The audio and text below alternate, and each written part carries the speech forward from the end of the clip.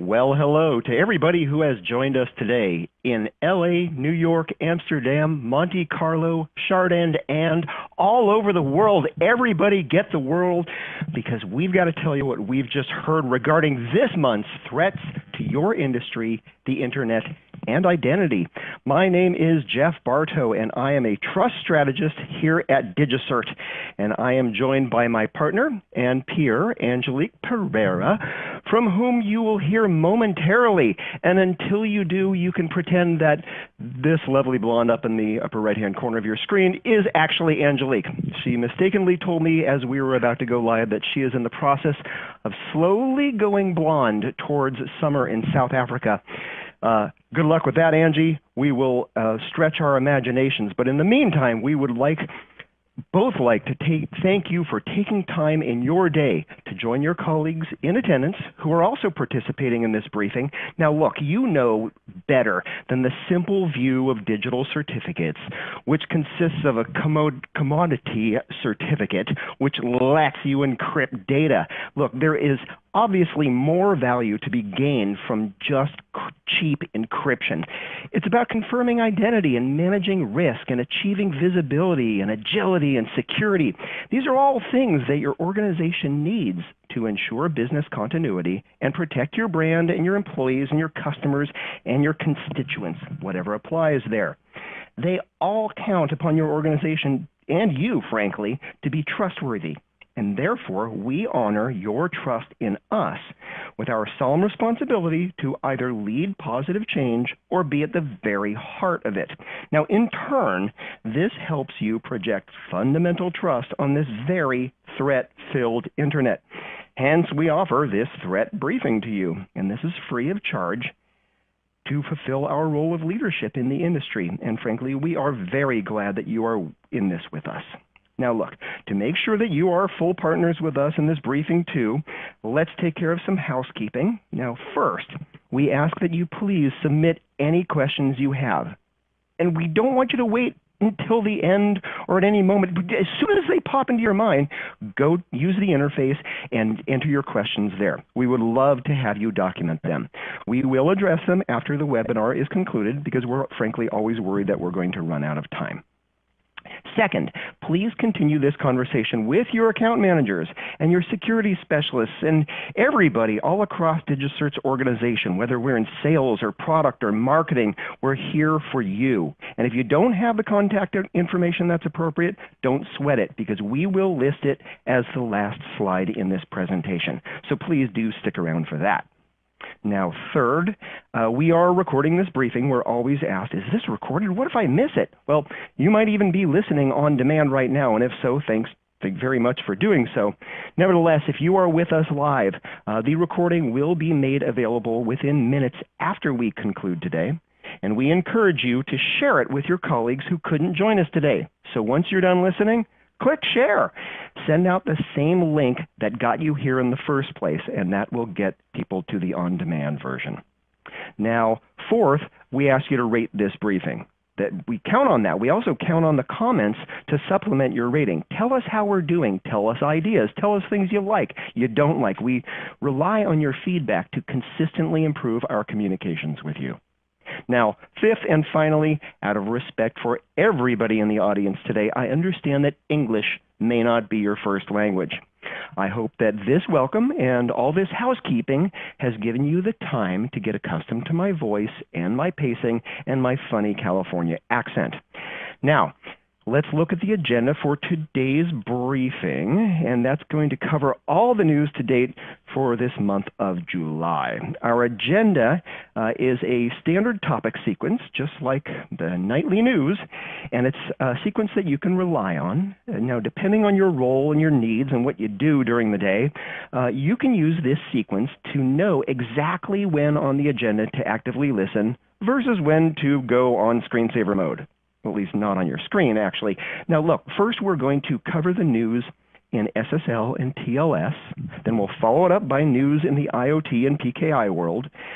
We do take a cross-section of those in the securely topic. Now, look, it has multiple monetary unit characters in its name, and that's because securely focuses on the cost to maintain security, encryption, and identity, or actually more commonly, the cost of not doing so.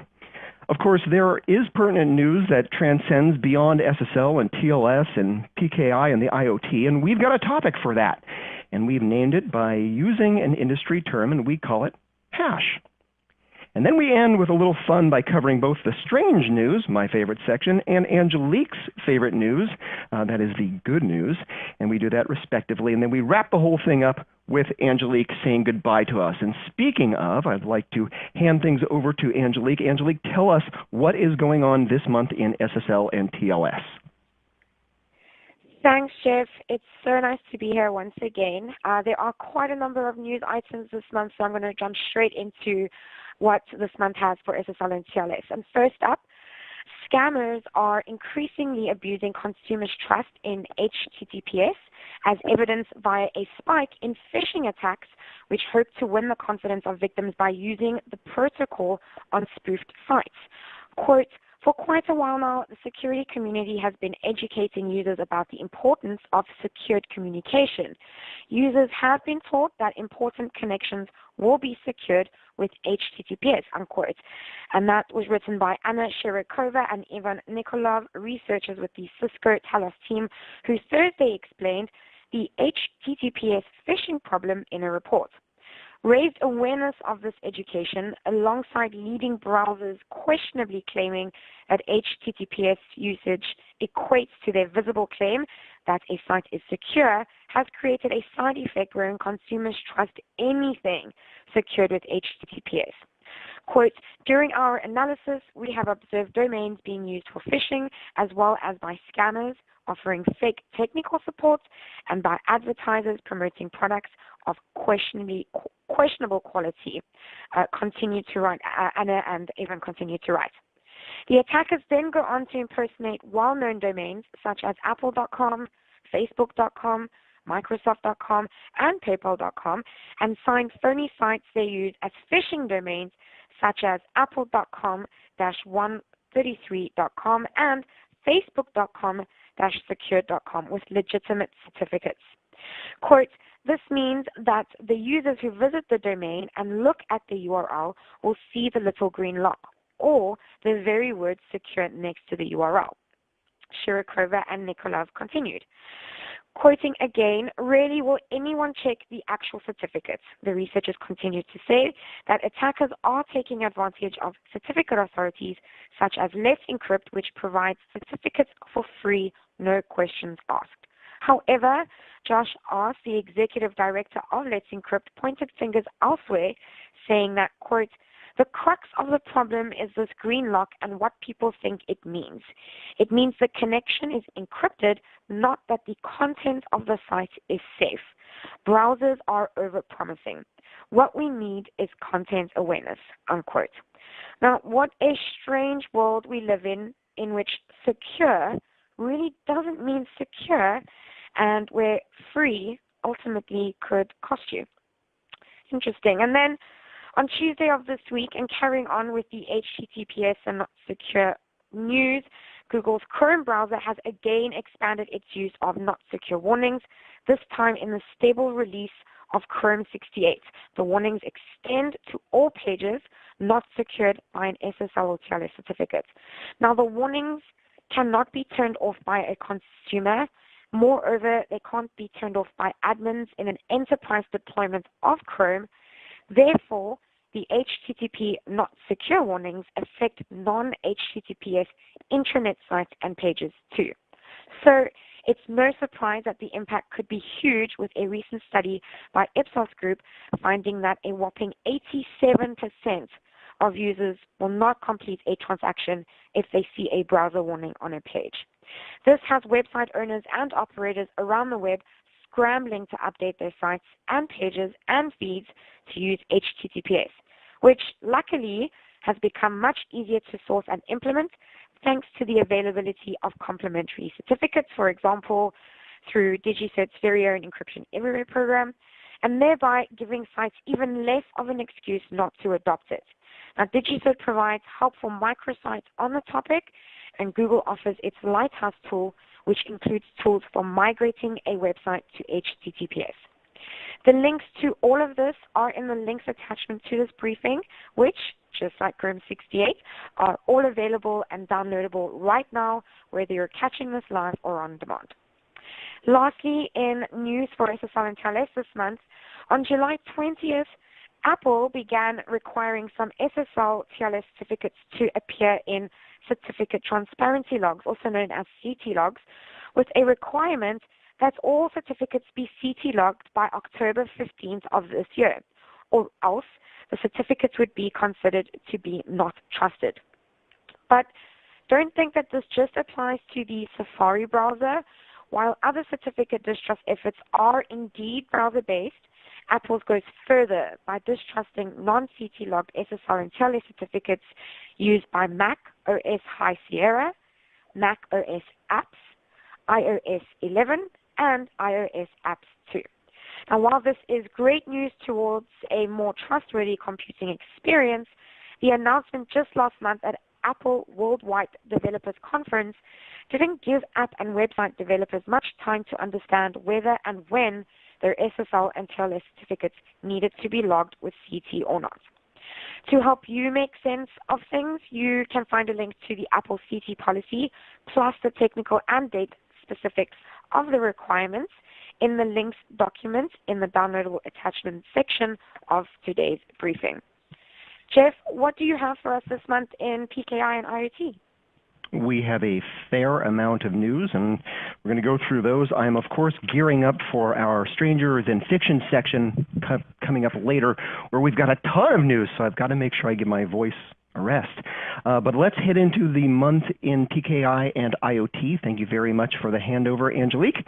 First up, Swan Security, which is a security camera vendor owned by the Infinova Group, inadvertently sent footage from inside a family's home to the wrong user's smartphone. Now, unluckily for Swan, the person that received the footage worked for the British Broadcasting Corporation, who began investigating the incident. According to the BBC, the camera company said that the incident was a, quote, one-off, unquote, and was due to a factory error.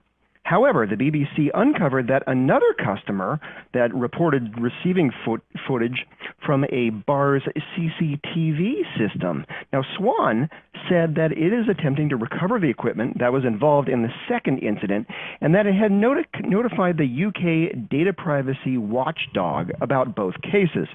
The privacy watchdog confirmed that it had been informed and said that, quote, if anyone has concerns about how their data has been handled, they can report these concerns to us, unquote.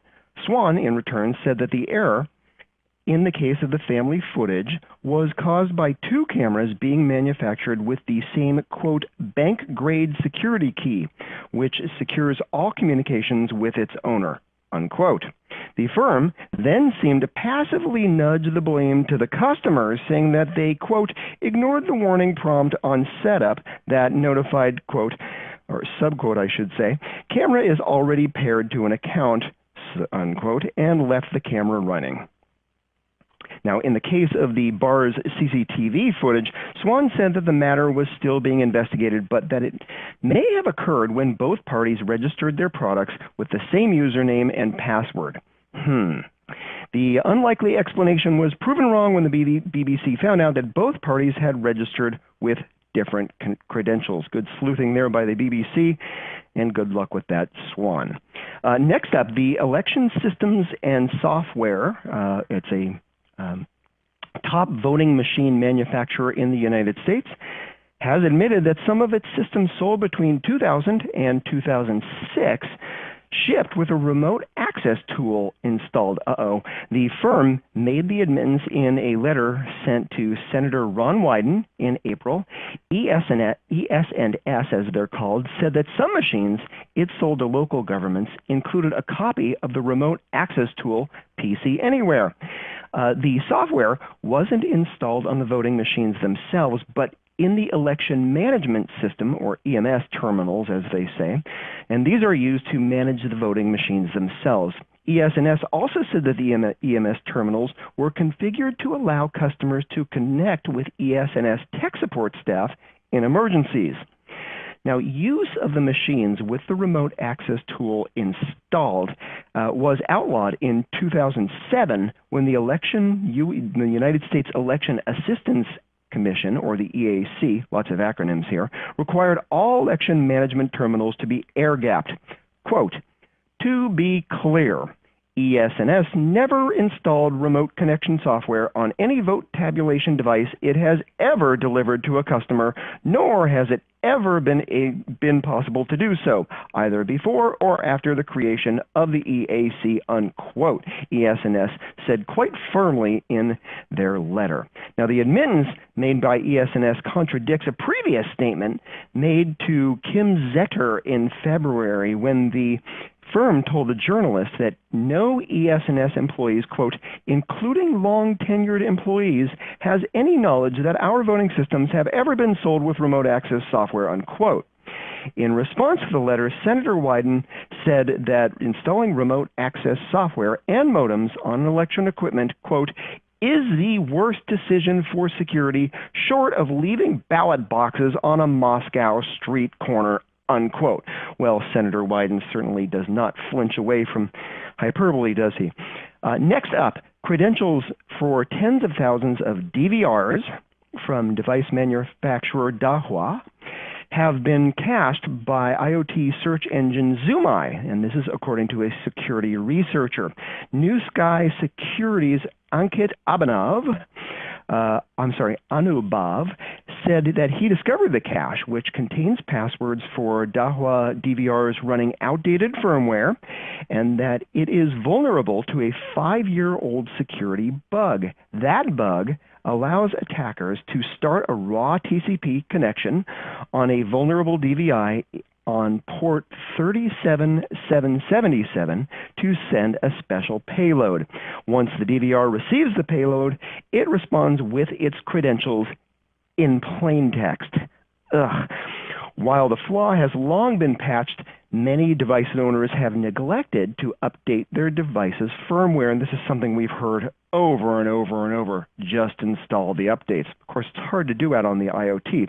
Quote, "A hacker does not need to exploit this vulnerability because as Zoomeye scans port 37777, it passes these special bytes and caches the output in plain text. So a hacker just needs to go to Zoomeye, create a free account, and scrape the results to get the credentials," unquote. And that was according to Anubhav. It is not clear why Zoomeye has been indexing the credentials from vulnerable Dahua DVRs. When asked about the issue, the owner of the search engine stated, quote, "blocking data in Zoomeye does not solve the problem," unquote. He also stated that he has no plans to remove the data. Fishy there. Okay, according to Beep Bleeping Computer, there are roughly 30,000 vulnerable Dahua devices, quote, "ready for the taking," unquote. All right, that's 3 out of 4. So fourth and last up in the news of PKI and IoT this month. We have spoken many times over previous briefings about personal home assistants listening and, frankly, doing other things unexpectedly when they are assumed not to be listening and doing those things. This story documents intent to do just that. It is a group of ex-military experts, and they are offering governments spy tools for whatever device its clients requires. They're called TOCA, and they're a small organization in Tel Aviv, Israel. They're headed by these military experts from the former Israeli armed forces. The organization overtly tries to hack devices with a special focus on those in the IoT. We're talking about things like Amazon Echo and Nest connected home devices and connected fridges and thermostats and alarms, and you've heard it all in the previous briefings. By the way, side note, if you want to catch any of the previous briefings that Angie and I continually refer to, they're all available on the Bright Talk channel, which hosts this briefing. Anyway, back to things. Privacy activists call this weaponization of IoT devices, but TOCA and the governments to which it markets says that it's all in the name of fighting terrorists and other threats to national security via the digital domain. Now, Brigadier General Yaron Rosen, he is the former chief of the IDF, or the Israel Defense Forces Cyber Staff. He's now the president at TOCA, and he provided a hypothetical scenario in which a terrorist had taken hostages in a closed space. Now, to aid the SWAT team in planning its diffusement of the situation and its intent to minimize hostage harm, the SWAT agents could hack into the connected devices beyond the walls to gain visual or audio access into the room. John Scott Railton, who is a cybersecurity and privacy researcher with the University of Toronto's Citizen Lab, has doubts about these hacks only being used for good, saying, quote, "We have yet to see a company that can effectively control how their tools are used, and every company that we have looked at turns out to have a bunch of abuse cases. When you look at any company selling intrusion tech to a growing global client list, you will encounter abusive misuse," unquote. Now, General Rosen countered back, saying that TOCA will take steps to ensure its products are not misused for offensive purposes. Quoting him, "We believe it's a new category, a cyber capacity building company. Let me be very clear," I'm still quoting Mr. General Rosen, "let me be very clear, we're not doing offensive stuff. Is there something in the middle? Yes, there is. It's intelligence. It's the binoculars of all the government agencies. We are in the defense and intelligence area. If you want to defend yourself, you need intelligence," unquote. Wow, war of words there. Okay, so that fevered pitch wraps up the month of PKI and IoT. Next, we're going to hand back to Angelique, and she's going to cover a handful of stories here in Securely. Angelique. Thanks, Jeff. Now, before I get into security, I want to mention that as we have gone through the news briefings this year, I've noticed quite an increase in the amount of news items that we've spoken about that have addressed vulnerabilities being found and exploited in routers. Now, in this briefing alone for the month of July, you'll notice that we cover more, I think, 3 or 4 news items on routers and vulnerabilities. So definitely something to look out for and be vigilant of. And talking about routers, researchers at a Recorded Future discovered somebody offering various sensitive documents for sale online for knockdown prices of between $150 to $200. The cache of documents includes items such as MQ-9 Reaper drone, maintenance, and operations manuals. When engaged by the researchers, the hacker revealed that they had used the Shodan search engine to find vulnerable routers and then used default FTP credentials of some Netgear routers to make the initial incursion into networks, which they then used as a beachhead to pivot to other interesting assets in the breached network. Now, while the hacker did not reveal the specific source of the documents, the researchers reckon that they must have come from a military source. The speculation is that the vulnerable routers are being used at some military installations without being inadequately secured. According to reports, there are over 4,000 vulnerable Netgear Nighthawk or 7,000 routers listed on Shodan, which of course gives hackers plenty of targets to choose from. And then, according to a new global study conducted by IBM and Panama Institute, the average cost of a data breach for an organization is now at an unbelievable $3.86 million US, and that's up 6.4% compared to 2017. The 2018 cost of a data breach study, which queried almost 500 companies that had experienced a data breach, also found that costs could be significantly higher if hidden expenses are taken into account. Now, loss of reputation leading to loss of current and potential future customers, employee time spent on damage control, and training and education to prevent further breaches are just some of these hidden costs listed. Now, while the average cost of $3.86 million was calculated by including organizations that had fewer than 100,000 records compromised, the cost for enterprises suffering so-called mega breaches can reach anywhere between $40 million and $350 million according to the study. And a mega breach really is classified from about 1 million to 50 million records that are compromised. Now, the study also found the following. First, the average time it took to uncover a data breach was 197 days. It also found that it took an average of 69 days to contain a breach. If contained in less than a month, businesses may be able to save up to $1 million. Also, each stolen record costs the organization an average of $148. And lastly, organizations with extensively deployed automated security technologies saved over an incredible $1.5 million. So quite crazy numbers coming through because of data breaches. And then lastly, there is a hacking group out whose name accurately describes its exploits.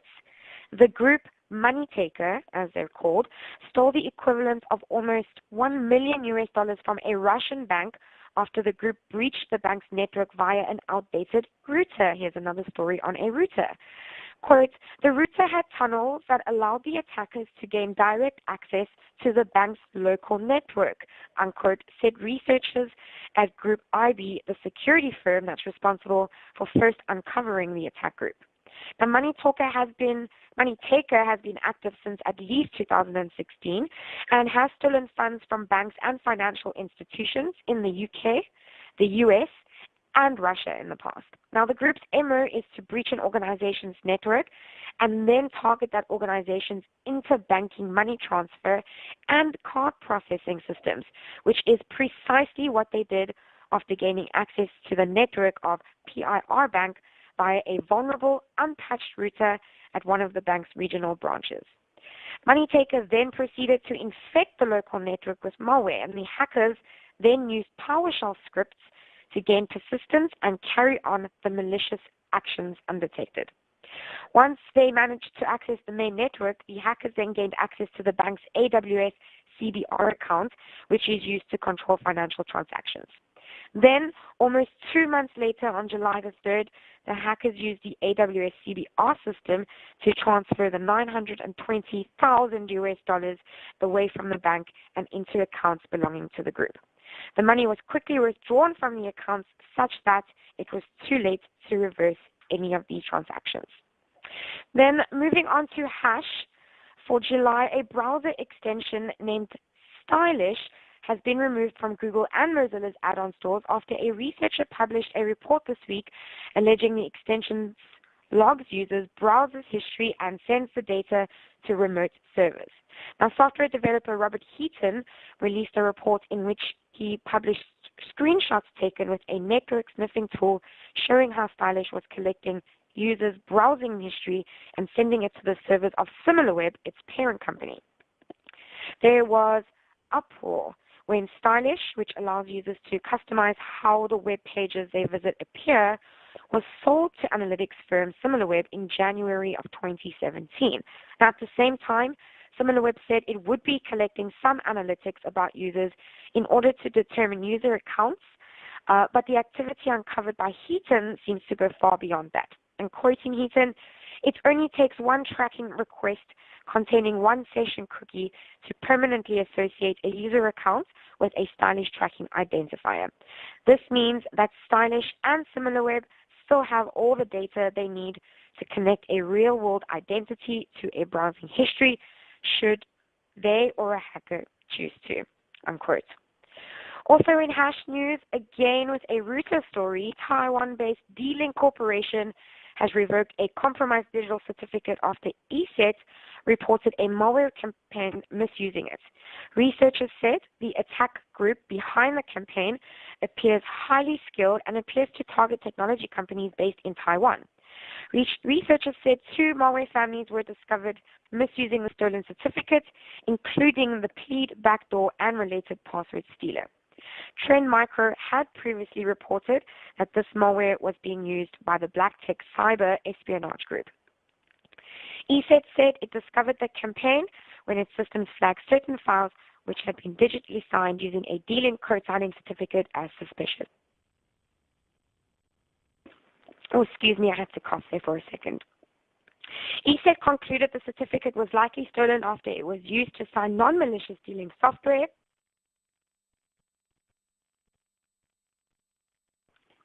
And ESET also identified samples that were signed using a certificate belonging to Changing Information Technology Inc., a security company also based in Taiwan.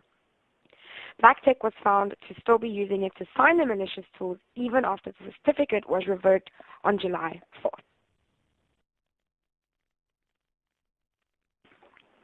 Then the hide-and-seek botnet, HNS, also a story very familiar to our loyal audience, which had been targeting IoT devices, has expanded its hit list and is now also targeting cross-platform database solutions. The HNS threat was first discovered at the beginning of 2018 and made headlines again in May when it became the first IoT threat capable of surviving device reboots. HNS has a worm-like spreading mechanism that randomly generates a list of IP addresses to identify potential targets. Now, it can perform malicious actions such as data exfiltration, code execution, and interference with a device's operation. It also uses various anti-tampering techniques to prevent a third party from hijacking or poisoning it. The botnet also uses a decentralized peer-to-peer architecture, which makes it easier to identify. Now, researchers from Kihu 360 say the botnet has branched out from infecting just routers and other IoT devices and is now targeting database applications running on server operating systems. According to the researchers, HNS is now capable of infecting routers from AVTech, Cisco's Linksys, Netgear, and TP-Link. And it appears that the criminals behind the botnet are trying their hand at planting a coin miner on some of the compromised computers. However, it may just be a test, as the deployments have not been successful and have failed to generate any cryptocurrency for the HNS criminals. And lastly, in hash, before I hand back over to Jeff, over 76 organizations and individuals signed an open letter calling on the Australian government to reject its plans to undermine strong encryption. Wicker, Twilio, ThoughtWorks, Linux Australia, StartPage.com, plus several digital rights, civil liberties, and privacy organizations signed the open letter calling upon the government to, quote, through legislation that would undermine tools, policies, and technologies critical to protecting individual rights, safeguarding the economy, and providing security both in Australia and around the world, unquote. Taking similar sides to the Alexa eavesdropping story we covered, or Jeff covered earlier, Australia's government is finalizing proposed legislation which it claims will boost the ability of law enforcement to access communications sent via encrypted services.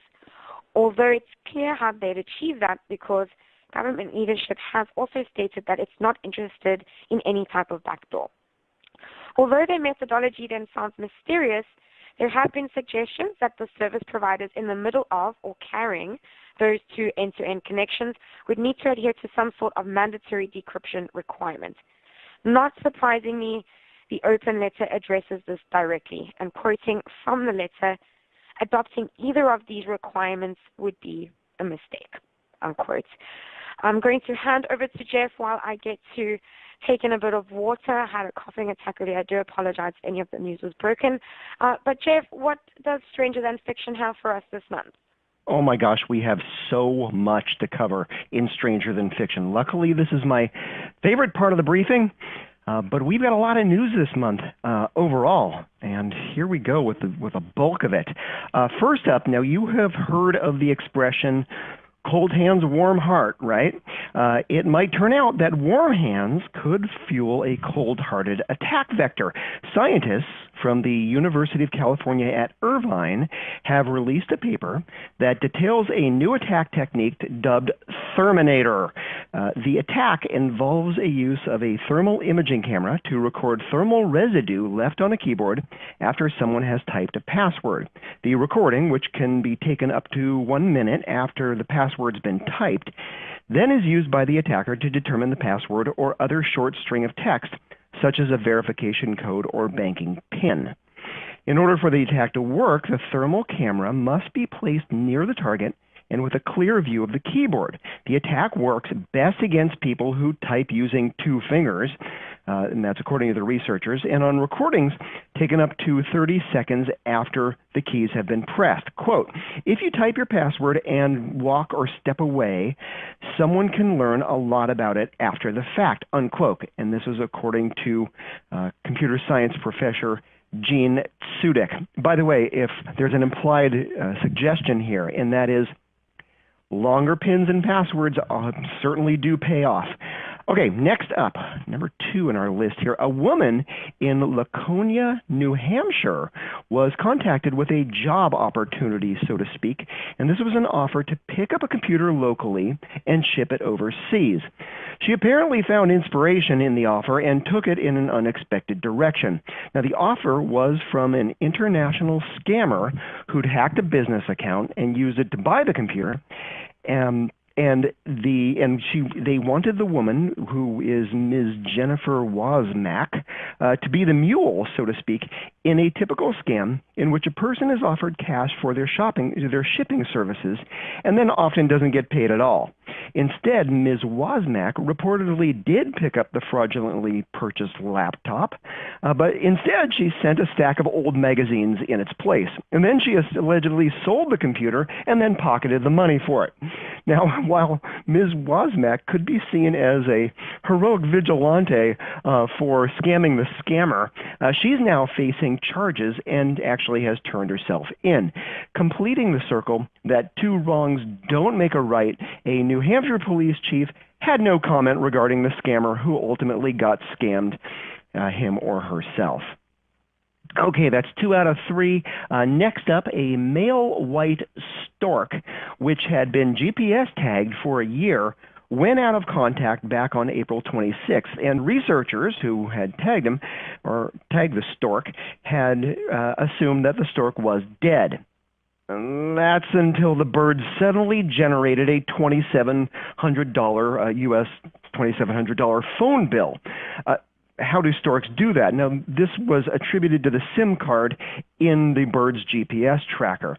According to science news source IFL Science, the bird was last located at the Blue Nile Valley in Sudan, and he was on his way back to Poland after successfully making his annual 6,000-kilometer, or that's about 3,700 miles, migration to Africa. When the bird's GPS tracker showed that he'd stopped moving, researchers assumed bird's dead. Well, then came April 26th when the bird's signal again started to move, and he started taking a winding 16-mile trip before suddenly the signal went dead again. Then a number of weeks later, in early June, the bill arrived.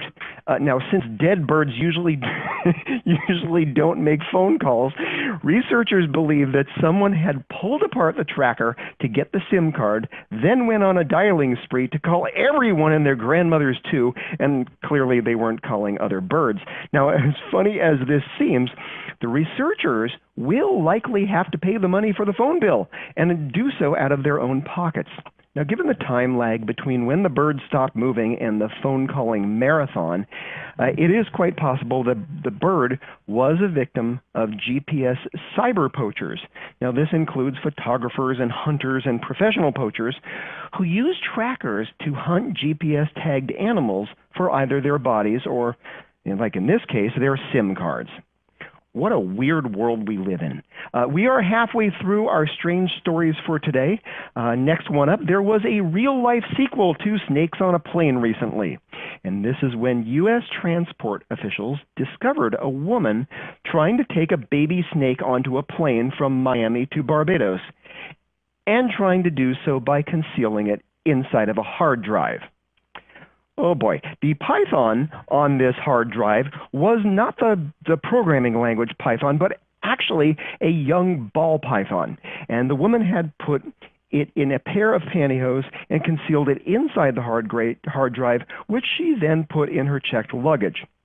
Now, in actions that would probably impress Samuel L. Jackson, a U.S. Transportation Security Administration, or TSA officer, as we refer to them in the States, spotted organic material concealed in the hard drive, and this led officers to investigate and then discover the baby python. Now, thankfully, the python had not suffocated in its confined quarters, and the TSA said on Instagram that it had handed the creature over to the U.S. Fish and Wildlife Service to go on and live a happy life that ball pythons do outside of hard drives. Next up, this is actually an IoT story, but the Physical Attack Service will plop it right here in our Stranger Than Fiction category. Researchers from Positive Technologies have uncovered two vulnerabilities in Dongguan Diki 360 smart vacuum cleaners that can allow an attacker to take over the devices. The bugs can allow an attacker to execute code on vulnerable devices with super user privileges. The researchers said that the flaws could be used, for instance, to enslave devices to a DDoS botnet, or since the robot vacuums have Wi-Fi, a webcam with night vision, and smart controlled navigation, an attacker could secretly spy on the owner. Now, this was a warning from Leanne Galloway, which was one of the researchers responsible for finding the flaws. One of the bugs can be exploited remotely thanks to a default password of 888-888. Oh boy.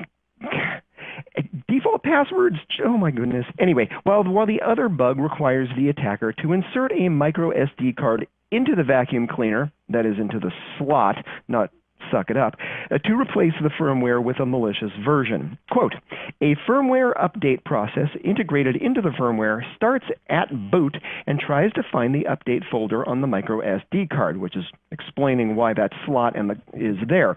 It executes code without a digital signature as root privilege, which was according to the researcher.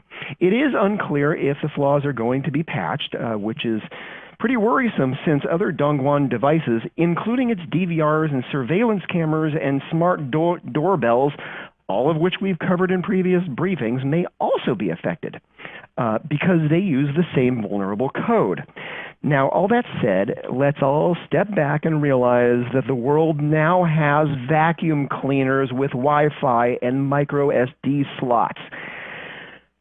Stranger than fiction indeed. Now, we are almost there. Stay on target. So earlier in July, Slate Magazine reported a new exposure of up to 14 million customer records containing the PII, the personally identifiable information of Verizon subscribers. Now, that's a big name and a lot of records, and therefore a very juicy breach to report, right? And that's where the irony actually begins. The name of the Slate joint venture carrying the story was Future Tense, but the exposure was actually old news because it actually happened in July 2017, not July 2018. Now, moreover, it turns out that it wasn't actually a breach at all. According to Verizon last year, quote, no Verizon or Verizon customer was lost or stolen, and this was not a breach or hack, unquote. The company also clarified that the PINs in question were to provide access to customer accounts over the phone, but actually don't allow online access.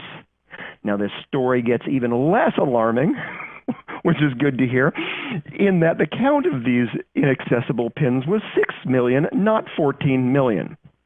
Okay, so with somewhat cheerful humility, Slate's future tense has since updated the story's headline online with a parenthetical admission stating, quote, "Actually, this happened last year," unquote.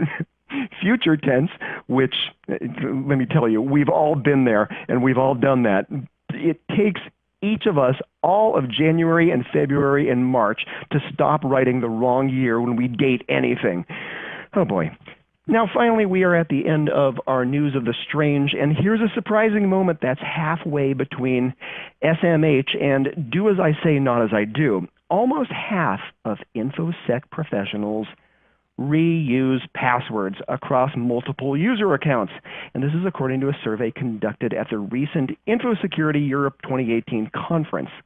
The findings of the survey suggest that 45% of InfoSec professionals are guilty of not practicing what they preach because they admitted to reusing passwords, which is a basic fundament of security hygiene, and which the cybersecurity professionals themselves often lecture fellow employees and the public not to do. So let's all be among the other 55%, shall we? Let's go change our passwords, especially the most important ones, and let's do it today. And let's use passphrases. And let's create context-specific variants for each site where we use them, so it's not password reuse.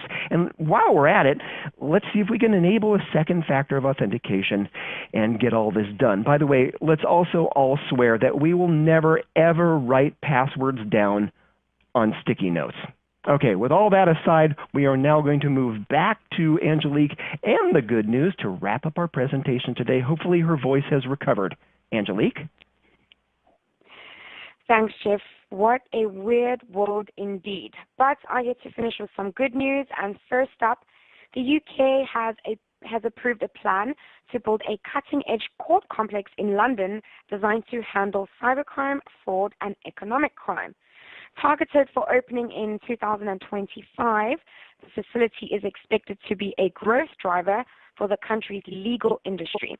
The complex, which will also handle criminal and civil cases, is intended to replace an aging civil court, the Mayor's and City of London County Court, and Magistrates Court, according to a news release from the Ministry of Justice and the Royal Courts and Tribunals Service. The UK government plans to spend £1 billion, and that's about 1.32 billion US dollars, on modernizing its courts and tribunals in England and in Wales. Quote, "It's essential that we have bespoke facilities able to deal with modern crime and modern issues," unquote, explained Catherine McGuinness, Policy Chairman, City of London Corporation. As English law is the basis of 40% of global corporate arbitration, City of London's Lord Chancellor David Gauke said, quote, "London already leads the way as the best place to do business and resolve disputes. This state-of-the-art court is a further message to the world that Britain both prizes business and stands ready to deal with the changing nature of 21st century crime," unquote. Also in good news, an Irish national who allegedly worked for the defunct Silk Road dark web marketplace has been extradited to the U.S., prosecutors announced. And this is a story that I've actually been following over the past couple of years. So Gary Davis, 30, was arrested in January of 2014 and now faces charges in New York, including 1 count of conspiracy to distribute narcotics, which carries a maximum sentence of life in prison, 1 count of conspiracy to commit computer intrusion, and 1 count of conspiracy to commit money laundering. Going by the alias Libertas, Davis was allegedly being paid weekly as a Silk Road administrator in 2013. His duties reportedly included handling disputes between drug dealers and buyers on site. Now, the online enterprise, which has been called the, quote, "most sophisticated and extensive criminal marketplace on the internet," unquote, was shut down by the FBI in October of 2013. At the height of its operations, it was used by vendors in more than 10 countries in North America and in Europe.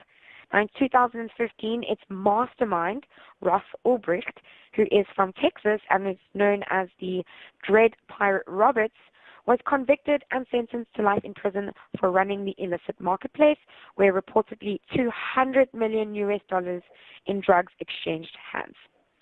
Lastly, in good news for July, Microsoft has launched the Microsoft Identity Bounty Program, covering vulnerability submissions related to its identity services and solutions, including Microsoft Azure Active Directory and its consumer sibling Microsoft accounts. This is to help ensure digital identities are safe and secure, and that the program also covers certified implementations of select OpenID standards.